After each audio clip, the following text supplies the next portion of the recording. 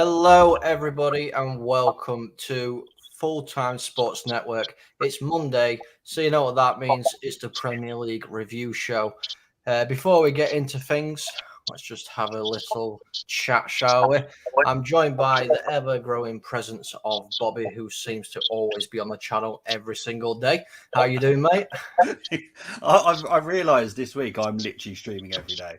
But yeah, I'm all right. How are you, Colm? I'm not too bad, thank you. I had a thing happen at work, but I'll say that off stream because it's not really suitable for on stream. We have Ross, who you see every single Tuesday night, and he's appearing tonight as well. A very happy man after a Villa win. We'll talk about that later. How are you doing, Ross? All good, all good. Just excited to be a part of the Monday Night Football review. Yes, it's good to have you on here. And we've got a debutant on Full-Time Sports Network today. Wardy knows a lot about football. He's going to be our man in the know along with Bobby. How are you doing, mate? That's pressure, that build-up. I'm okay, though. Thank you very much. Fantastic, fantastic. So before we get into it, I'm going to pass you quickly over to Bobby. Cheers. Thank you. We are... Oh, if it comes up, doesn't it want to come up? There we go. We are proudly sponsored by Global Mapping Surveys. Global Mapping Surveys currently assist architects, property developers, and construction companies all over the country. They offer a wide range of services such as setting out topographical surveys, 3D laser scanning, and monitoring. The link is in the description for the website and contact details. Thank you so much to Global Mapping Surveys. Over to you, Colm. Yes, thank you so much to Global Mapping Surveys, and I am happy to announce that we are now in partnership as well with Wraith Esports Energy Gaming Drink. Wraith is a powdered energy drink formula that is water-based. It's a healthier alternative to the generic energy can drink with its zero sugar antioxidant-rich formula that is designed to give you the boost you need to compete at top level. If you want to buy some, please do go over there and use code FTSN-COLM for 10% off your order.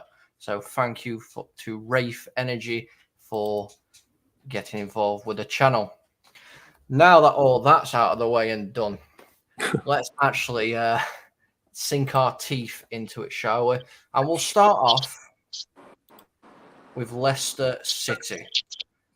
Now, we know Leicester City have been in trouble recently, but they managed to bag 4. I'm going to come to you first, Wardy. We're going to throw you straight in the deep end. Is this a turning point for Leicester, or is it just a one-off, do you think? To be honest, I think they've been doing not too bad, even when the results haven't been going for them. You saw yesterday the quality that they've got in the final third. The difference between the two teams were in a defensive third and the attacking third. I thought Leicester defended extremely well. Centre-half pairings working. I think Wolves are missing players like Connor Cody at the back. They just dissected them pretty easily. Great strike by Tielemans, unsavable effort. But the other goals were just too easy, for Leicester. But they've got. I still think they've got too much quality, too much Premier League experience to stay down the bottom for too long. Yeah, going off of what you said, Bobby, obviously a fantastic goal was scored yesterday by Tielemans. I mean, it will perfectly pinpoint. Is this going to take the pressure off the Rodgers? Oh, no doubtly. Their performance against, was it Forest before as well? Yeah. Their recent performances have been really good. I've watched them quite a lot, and obviously they were in my neighbourhood yesterday. So I spoke to some Wolves fans, and they did say they performed well, but just Wolves just cannot score. They had 21 shots yesterday, Wolves, and didn't score a single goal. That just sums up Wolves' problem, really. And they are very close to turning on the caretaker manager already. So it's mad. It's really mad. Well, we'll go for we'll speak to Ross, who is our residential Villa fan, and he's seen his team struggling. Are you slightly worried now Leicester might be kicking it back up a gear and chasing you down and dragging you a bit deeper into that relegation battle? No, not really. I think we all thought that Leicester had too much quality this season to go down or even be struggling. Their form in the beginning of the season shocked us all, to be quite frank. And it even called for a lot of people asking for Rodgers to be sacked, which is unheard of because he's a quality manager. They just went through a rough patch and they've definitely turned a corner. And come to think of it, I think they turned a corner a couple of games ago, especially against Wolves when they did play them a while ago. And we can see the form and confidence starting to brew back into the side, and the players are starting to believe again. And that's being showcased in their performances. I mean, everyone's saying about obviously the performance yesterday. You know, they played really, really well. If you look at the stats, though, it tells kind of a completely different side of the story. You know, they were out possession-wise, they were outpaced. You know, in possession, 60.9% for Wolverhampton. You know, shots on target, Wolves had 6. They had 21 shots in total. Diego Costa is a player that everybody in the Premier League knows. You know, he's got that reputation behind him. Is he the right signing for Wolves to go ahead, or is it a bit of a punt and hope?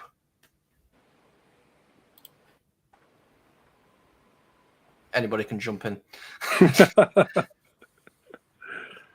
I think he's an easy option to sign because he was on a free. He didn't have a club.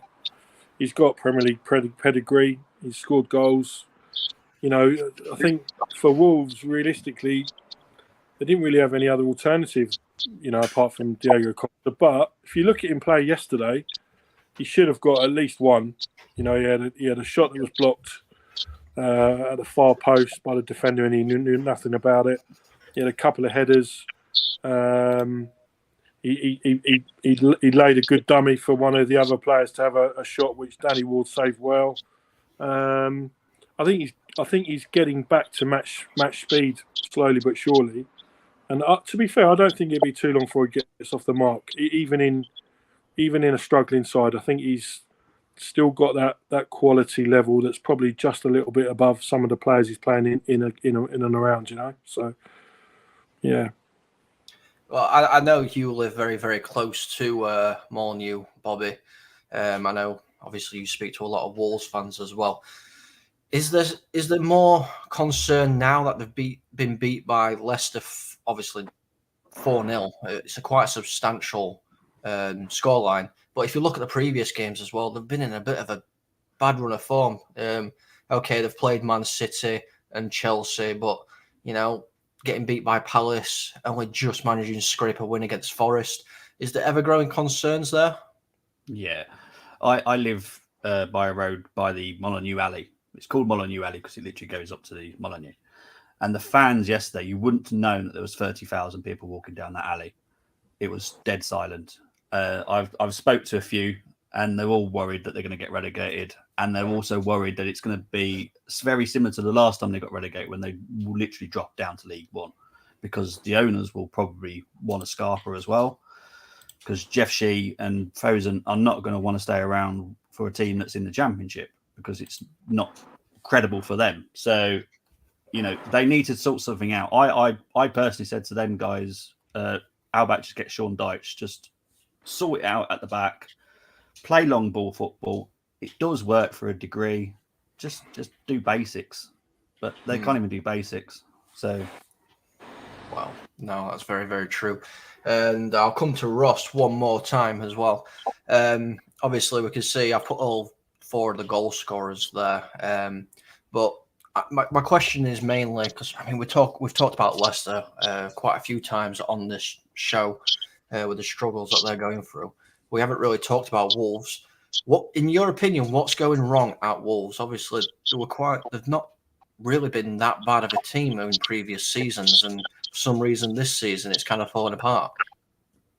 Yeah, well, the stats are not lying to us. We saw the stats against Leicester, and they dominated most of the ball for the majority of the game. And it's just that final third, that final last-minute ball just to put into the back of the net that they're struggling with. And you think with Diego Costa, who's a clinical, world-renowned finisher, he could end up finishing those chances. But I've seen this problem at Villa. A lot of the instructions and tactics are just too complicated. And this is why Sean Dyche coming in is a good shout. He'll just simplify everything, get the guys to relax, and play what they used to know. And that's what they need. Footballers don't need complicated tactics and instructions. In my opinion, you shouldn't even need to motivate football players. They will be naturally rallied up just to take the game to opposition. And that's what they need, a little bit of a calm head to calm the forces, even though the position in the league's not looking great at the moment. With a little bit of vision and foresight, they'll be back performing in no time. And that's what they need. Okay. So last word on these two teams from each one of you. We'll start with Wardy and work our way up from there. Should these teams be concerned about the relegation, or do you think they're both going to be fine come end of season? Wolves are in a tricky situation. Yeah, I just think that they're lacking a little bit of quality, especially at the back. Leicester cut them open far too easily. You know, Leicester are a team that's been playing all right for 2 or 3 games, but it's not what I would say in a great run of form. Up front, I think Costa will get some goals. You know, he's not going to be able to save them, I don't think, though. And was the other one Leicester you wanted to know about? Yeah. Leicester, I think will be fine. I don't think they'll get probably out of the bottom half, but I think they'll be fine. They've got too much Premier League background, too much nous for this league to be dragged into it. I think there's squads there that have got far less Premier League quality in them that should be worried. Ross? Yes, sir. With Leicester, I like them. I like the type of football they play under Brendan Rodgers. I really do. They're creative, but as we've seen at the beginning of this season, it hasn't really taken off for them. And there's always a little bit of a worry because Leicester are the type of side that need momentum. And we've seen in the past seasons, especially with Jamie Vardy, as soon as he gets going and the rest of the team around him get going, like Maddison and Tielemans, they almost look like a team you can't stop. And unfortunately, from the beginning of the season, with them having a couple of bad results, it's almost compounded and they've struggled to really lift their heads. And I do think with the type of quality and mentality this team possesses, they'll be able to turn their season around. I have to concur with what Ward was saying there about Wolves. They do seem to lack quality, and you would struggle to think that considering that they have the Portuguese links. I know that they have that Portuguese super agent that's tied to the club, so naturally you think the recruitment will be all right. But they also have been quite unstable. I mean, they've sacked their manager, now they can't find another permanent manager, which has led them to giving their temporary head coach the position until next year. That's a bit of a warning sign. If you think about it, that means managers out there are looking at the project that Wolves have and turning down their approaches because they obviously don't believe in it either. So it's going to be a bumpy, long, hard season for Wolves and their fans. And I'm struggling to see a way out of it. Unless they start to simplify their football, I don't think they can kick on. I think they definitely need to get the checkbook out in January. That's for sure. Yeah, I totally agree. And Bobby, we'll give you the final word. So with Wolves, Jimenez is meant to be leaving at some point, so that will clear up some money for them to hopefully spend in January. They need to. What a shame. As for Leicester, as long as they keep Maddison and Barnes in January, which will be a big spending window, they should be fine. They've got the quality if they keep those two players because they are their most dangerous players, Maddison and Barnes, by a long shot. So, yeah, I think Wolves will struggle if they don't spend. Well, you've heard it here first, everybody. We've had the opinions of our amazing panelists. I'm just going to quickly jump into a few comments. Rebel, who was supposed to be on the show tonight, but unfortunately work has threw a spanner into works. All the best with the show tonight, lads. Sorry I couldn't make it on, just driving home. Cheeky takeaway incoming. He's saying Costa is a shadow of the player he used to be, and they were unlucky to lose Klasnic. Yeah, that guy that they signed from Stuttgart. And he's saying Maddison is joining Arsenal in January and he's calling it now. I think Rebel needs to stop drink driving. I think he needs to stop drink driving. The next game we're going to go on, and I know Wardy is a Liverpool fan, so I'm sorry about this title, my friend. It isn't anything to do with Liverpool as such, but it is here. Is Villa better without Slippy G? obviously, as a United fan, I had to throw that in there because it made me smile. We can see here, I've had to put him in there as well. That very disappointed look on his face. I'm going to start off with Ross. Obviously, you are the Aston Villa fan here, Ross. Firstly, I want to know how you feel. Obviously, you 4-0 victory against Brentford, who aren't a pushover side really this season. They've had their ups and downs, fair enough, but you've sacked your manager and you get 4 goals. Yeah, let's just say after that victory, I had a little one too many to drink to celebrate. I think the last time we won was against Southampton, which was in the beginning of September. It's a long time for any fan to go watching their team not win a game. And yes, we've had a couple good results. We drew with Man City, we drew at Leeds and Nottingham Forest. But the context of those games, like we've discussed before, Villa should have really taken all 3 points from them.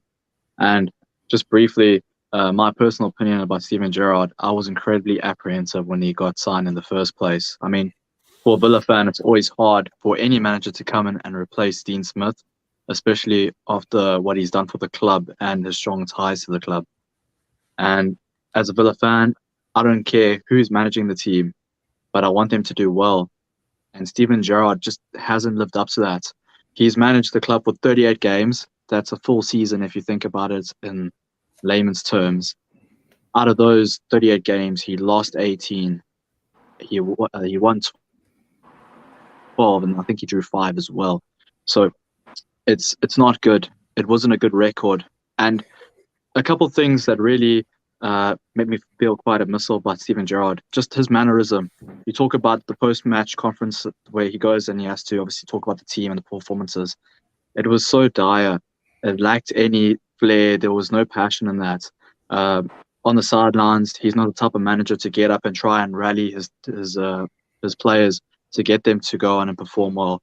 And especially when away fans would travel to stadiums, rarely would he ever go out and give the away fans a bit of a clap and just thank them for their efforts to come out there.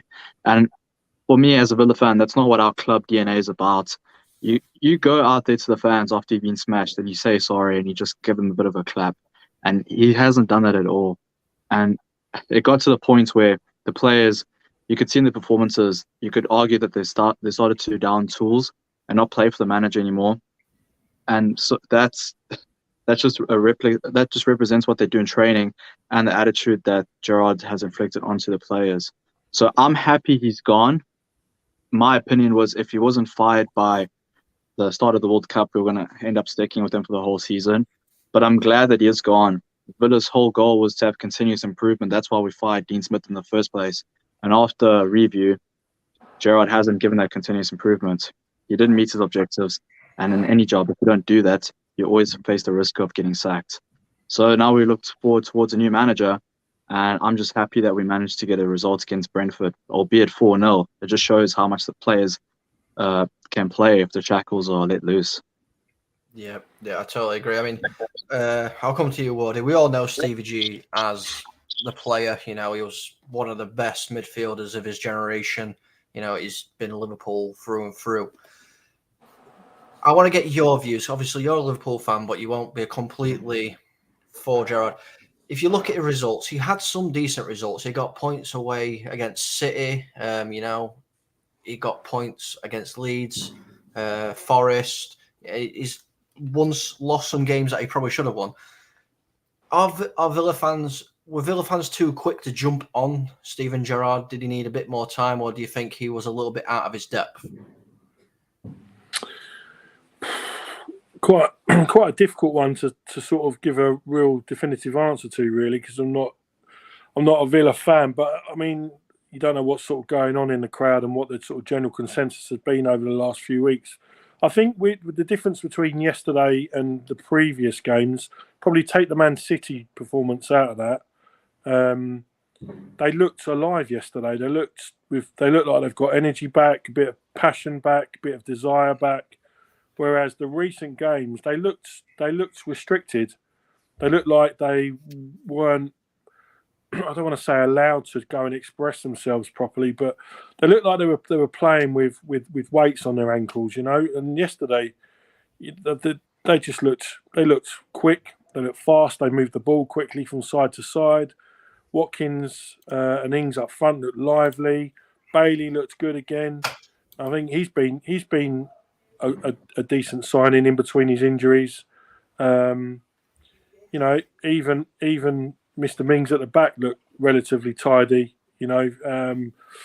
And I know all the Villa fans, not necessarily his biggest fan, but I just thought yesterday they just looked like they'd replaced the batteries in the back of a toy. That's what it looked like. It was one of those situations. Maybe they turned on him quickly. I'm surprised in some of the players that he signed in the summer. But you never know. I don't know how it's run internally at Villa and who has the last say on what goes on. But to be fair, I thought it was the wrong job for him. I thought he should have stayed at Rangers at the time. I thought he was on a winner at Rangers, and he could practically do no wrong. And to walk out of that welcoming atmosphere where he's done quite well, to go into a team which is restructuring and redeveloping, that's a hell of a jump, especially in the Premier League. Yeah, I do have to agree. It is a hell of a job. And Bobby, I'm going to come to you now. Obviously, we've spoken about Villa's past a little bit there, the results that they've had under Steven Gerrard and everything. But we're going to look towards the future of Villa. And I know Ross will be quite happy as well. So we will get a little bit of feedback from Ross and Wardy. Let's see what they think. But it does look like Villa are about to announce their new manager. Talks are in the final stages, and Aston Villa are prepared to pay the £6 million €6 million release clause for a certain Unai Emery, who you'll know very well, Bobby. I want to get your thoughts on Unai going to Villa. Would that be a great managerial appointment for Villa? Yeah, I think Villa should be very excited by Unai. I was at Arsenal, to be fair. It just didn't work out for other reasons than him. It was more above hierarchy problems and signings and who was signing people and all that stuff. I think Unai will do brilliant at Aston Villa. I think that's his level. I think he can take you to the European level, which is, I think, what Aston Villa are definitely aiming for at some point in the future. So I think you should be very excited, because what he does at Villarreal is mind-blowing, to be honest. He doesn't have much money there. He manages to get the best out of players that most of us turned our noses up, like Dan Juma at Bournemouth and people like that. It's just crazy. And then I think Ross should be very excited, and all Aston Villa fans should be. I know my cousin is. He's already told me yes. So he's excited. So, yeah, I think you should be very excited by Unai. Very talented coach. I think hopefully he's learned about the language barrier, because I think that also affected him at Arsenal, is the language. But it should be okay. Well, before I come to Ross, I am going to come back to Wardy. I want your feelings and thoughts on this Umar. I can't even say his name. Emery. I'm going to call him Emery. That's the guy. I'm going to say your thoughts on him and what you think he's going to be able to bring to Villa. We saw what he was able to do at Arsenal. We've seen what he's able to do at Villarreal. What's he going to be able to do at Villa? Well, like Bobby just said, he does tend to get the better out of players that have not necessarily succeeded at other clubs or not lived up to their potential. But I'm quite surprised Villa have gone after him. I thought they might have potentially gone after someone with a bit of more Premier League experience, maybe, or maybe a manager that has potentially, turned squads round in terms of Premier League football. But, Emery's done well, since we did okay at Arsenal. Since he's left Arsenal, he's done okay again. But, yeah, they're probably looking at his ability to work with players that have not maybe necessarily lived up to their expectations at clubs. At the end of the day, it probably can't get much worse for them. So I'm sure whatever he does and whatever he produces will be probably better than what Gerrard's record has been over the last 38 games since he's taken over. I'm sure Emery can beat that and do better than that. Yes. And Ross, I can see whilst Wardy was talking, you were stroking your chin, ready to jump in. So here's your chance, my friend. Unai Emery, here you go. Floors to you. I'm excited. I'm really, really happy. You know, there was talks about us getting Pochettino. That was a bit too ambitious. I knew he would never come to Villa. I rate Pochettino highly. They also were speaking about links to I think the Sporting Lisbon manager. I can't even remember his name, but I was just shaking my head. No, no, stay away. I'm tired. I'm tired of Villa being a gambling club. And this is one thing that we need to understand. There's no messing about. Villa is a huge club, historically and in this current day. Villa Park is an amazing stadium, and the players we got are full of quality. And that's why a lot of the fans were getting really pissed off with Steven Gerrard, because these players are seasoned internationals for their countries. And we saw that. All that happened in that Brentford game was we had a coach just tell the players, play your normal game. He scrapped all of Gerrard's ideas of overlapping fullbacks and narrow wingers and whatever else you want to say, meandering centre backs, whatever other of his freestyle tactics he had there. He just told the players to play how you usually play, and look what happened. We demolished one of the most stable teams in the Premier League, Brentford. And Brentford have been playing extremely well this season. I mean, we've looked at how Ivan Toney's been scoring goals for fun. So to keep him quiet and to absolutely slaughter Brentford is astonishing, but not quite surprising, because these are the players and quality we have in the team. And I know Unai Emery is going to be the manager to unlock that. He did a really good job for Arsenal, and maybe this is where Bobby can concur with myself, is he laid the foundation. Yes, he might not have been the manager to take them to, say, a Champions League spot or even considering challenging for the title, but Unai started laying the foundations for the club. Mikel Arteta came and picked up the pieces afterwards. Yes, I know the form was inconsistent at Arsenal, and perhaps maybe the personalities in the Arsenal dressing room were a bit too big for Unai to handle at the time. But Aston Villa will be a club similar to Newcastle. In fact, probably even better than Newcastle, because on paper the quality of players are better. He'll be taking them in that. Direction. The trajectory of Villa is towards European spots, let alone the top 10 spots. And I know he'll be the type of manager that's able to get the best out of these players. But like you say, the language barrier is going to be a huge hindrance. I don't think we have any other Spanish-speaking players at the club. So if he's able to get over that and try and implement a philosophy of a good style of football within Aston Villa, then I don't see any reason why we can't turn the season around. Well, let's hope Unai does a good job for you guys. Before we move on, I would just like to say, if you are in the chat, please feel free to give your opinions and your views on anything we're talking about today. And if you like the content, please do subscribe and hit the like button. We are live every single day, especially Bobby. He's live every single day. So the next game we're going to be talking about, and this one's going to be painful for Wardy, I think. Forest chopped down Liverpool. Here we are. Forest beating Liverpool 1-0. And I think what adds a bit of insult to injury is the goal scorer. You can see him there. Yeah. Anawemi was on Liverpool's books for 6 years, was it? And he never got played. And obviously the Man United goalkeeper for Forest as well, making sure Van Dijk couldn't get 16 goals because he had about 16 chances. I want to ask you, Wardy, what's the issue at Liverpool this season? Because they've been in terrible, terrible form all season. Oh, there's someone at the door. I've just got to go. Hold on. To be honest with you, yesterday we should have beaten Forest. You know, Van Dijk should have had 3. Firmino had a great header. We had plenty of chances. I've said this, and I've been saying this since last season when I was doing some of the other shows on here for the Liverpool side of things, that we should have gone after Jude Bellingham in the summer. We should have secured him and then gone all out to buy him. We're struggling in midfield. We're still struggling in midfield. We keep picking up injuries in midfield. And I just can't see how it's not been addressed yet when we're trying to compete with City, you know, and we're trying to win the league again.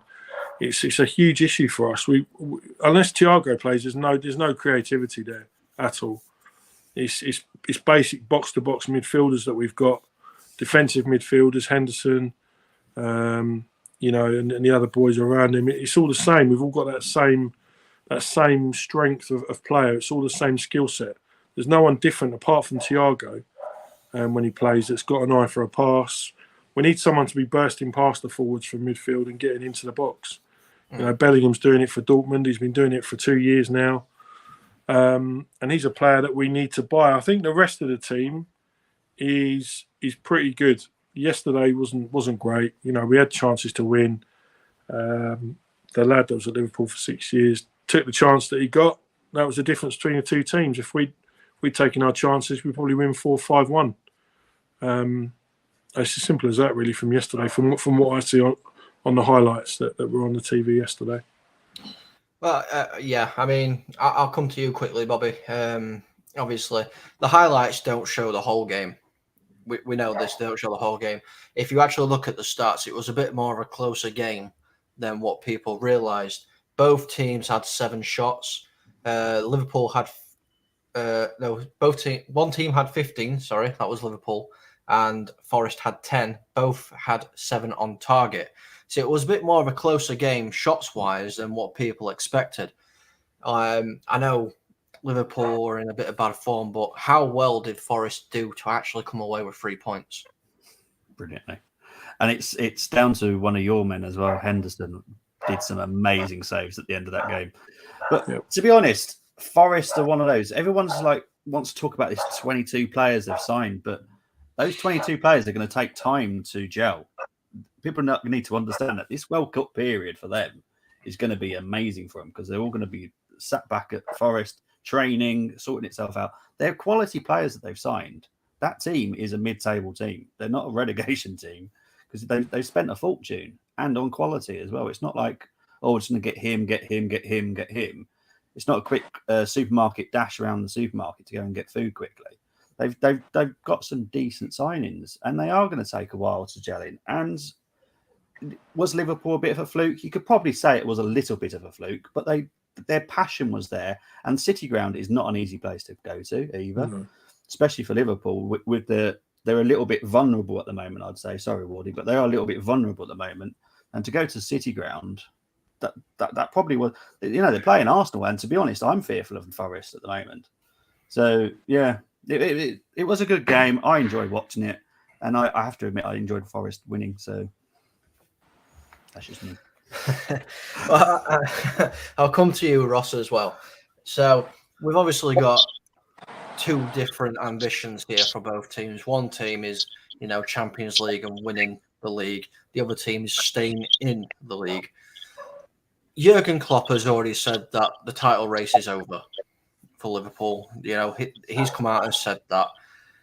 Is it too early for him to be saying something like that, or is it just mind games? I think he's just trying to take the pressure off his players.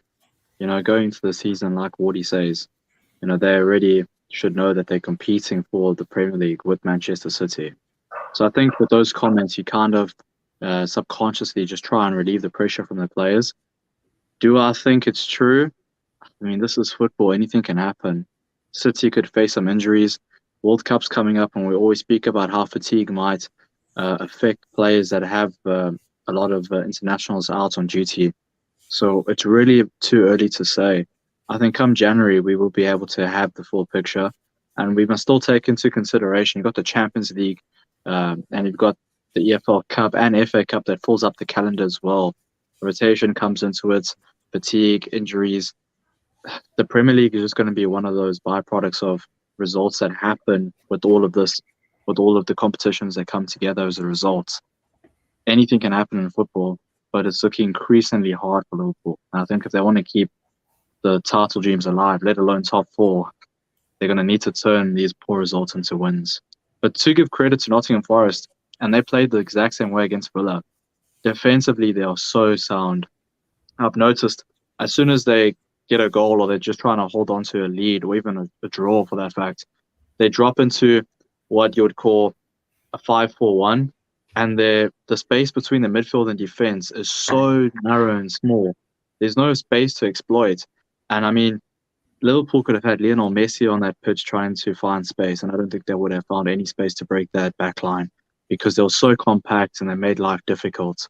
Although you did see the creativity come up a bit when Trent came on with his crosses, and Van Dijk really should have scored a couple, but Dean Henderson. Well, if anybody has secured the 3 points, it's him. Yeah, fantastic future. Number one for Manchester United if he sorts out his temper tantrums. I saw a little interview he did with a certain sports outlet blaming a lot of people. Before we move on, this is the first time we've actually had a Liverpool fan on this channel. They'll probably stay away from me. They'll probably stay away from me because I give them so much stick, in all fairness.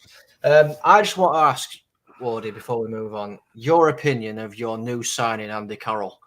Darwin Núñez. Darwin Núñez, sorry. 7 appearances, 3 goals, 1 assist. You paid a lot of money. Is that good enough? Do you know what? I actually watched the game the other weekend, and I said to my dad, who was watching it with me, he plays like Andy Carroll. So it's funny you say that because he does do a lot of things that are very similar to what Andy Carroll used to do. Do you know what I can't understand is I can't understand why he is picking Núñez over Bobby Firmino. Bobby Firmino is the most informed forward we've got. He's scoring goals. He's linking play. He's so intelligent in how he plays for the team. Just when he has these little deft touches, he slides people in. You see his assist the other week. I think it was last weekend with a little back heel from his left foot as the ball was in the wrong place for him. The player is unbelievable. He's out of contract this year as well. You know, I can't believe that Liverpool, one, aren't picking him above Núñez, who's not been informed, and 2, they're more than likely going to let his contract run through, which is, for me, mind-boggling. There may well be underlying reasons for it, but for me, the way he's playing at the moment, I'd be offering him another 2 or 3 years without fail. But back to Núñez, the signing, he has been a little bit disappointing. He has taken a bit of time to settle in. It is a heck of a lot of money. I'm sure we have still got, obviously, the best of him to see. Hopefully he'll hurry up and start showing it quick, a little bit quicker than what he has been. Fingers crossed. Ward, Yeah. I also want to ask you about what do you think about his temper? I feel like he's so temperamental. He's lost his head a couple times, and there's just decisions that he makes, whether it's altercations with the ref and other players, that just seem so foolish. What do you think about that? It was a great headbutt, wasn't it? The first one. He caught him sweet. He obviously lost his rag. Whatever was said, it didn't seem to be too much of a big thing at the time, but he obviously flicked that switch and went a bit crazy for a moment or two. I think this league is a different league to where he's worked, played before. Players and centre halves probably go about their jobs differently to the league he's worked in as well. It's not just a physical man-marking league. You get a lot of centre halves that will be constantly in your ear, winding you up. There's a lot of elements that go into being a centre half in the Premier League. It's not just about that one-on-one physical battle. There's always little bits and pieces that go on off the ball, and he's got to adjust himself and his temperament, his game, how he approaches things to the Premier League, because that's where he's playing now. So it's up to the boy in question whether he can do it or not. If he can't, then he probably won't last too long, Yes, 100%. Before we move on, this is Full Time Sports Network. We always bring you the breaking news and the most up-to-date news before anybody else, if we can possibly do it. And I'm happy to announce as well that Unai Emery is now officially Aston Villa's new head coach. He's just signed the deal with them after Aston Villa will have paid the €6 million release clause to Villarreal. So I can see Ross is jumping about at the bottom corner there, proper happy. What's the contract length? It's not out yet, I don't believe. Bobby might have a bit more information in regards to that, seeing as he knows everything. I'll let you know when I know. So as soon as we know. Unai Emery just thinks he's bought an Aston Martin, not signed for Aston Villa. He gets to Villa Park and goes, Where's the car? Where's my car? Yeah. Where's the villa? I want to say big up to Solo, the chief. How you doing, mate? And he's welcoming Lee to the show as well. So fantastic news for Ross. So it's about that time that we go and look at all the other results from the weekend.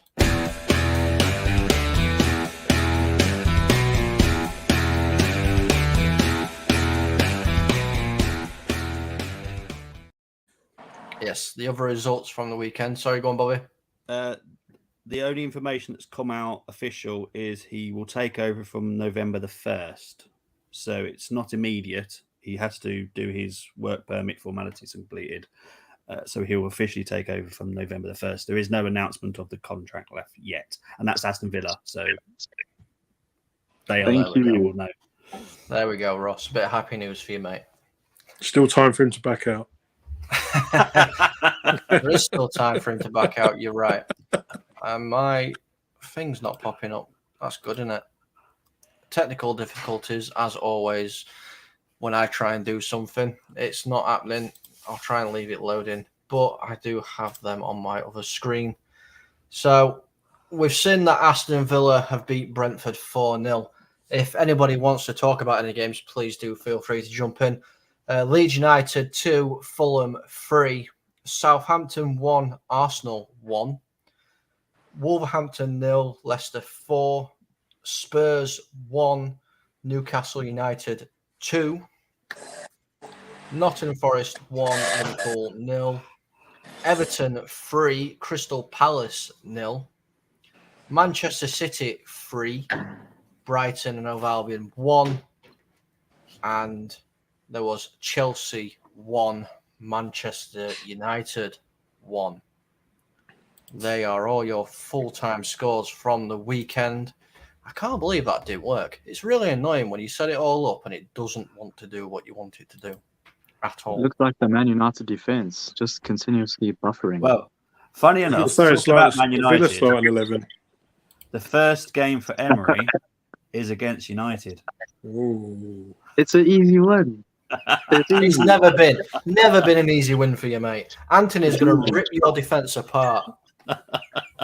We got Mings in the back. He should be starting in the he should be squad. back in the shop. That's where he should be, because it's nowhere near your defence. You haters, don't hate on the best. Listen. We beat Liverpool without Anthony, yeah. We beat Arsenal, and they've got a better set of defenders than what Villa do, and Anthony destroyed them. Thank you. What Ollie. did Brentford do to you? Ollie. Yeah, what Brentford did to you is what we did to them. Look what we did to Liverpool and what Liverpool did to City.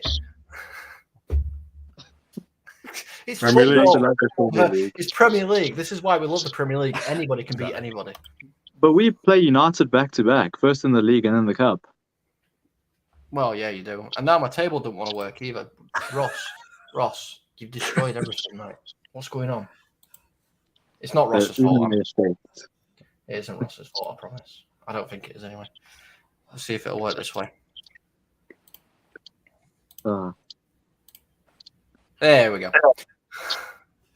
So this is your Premier League table.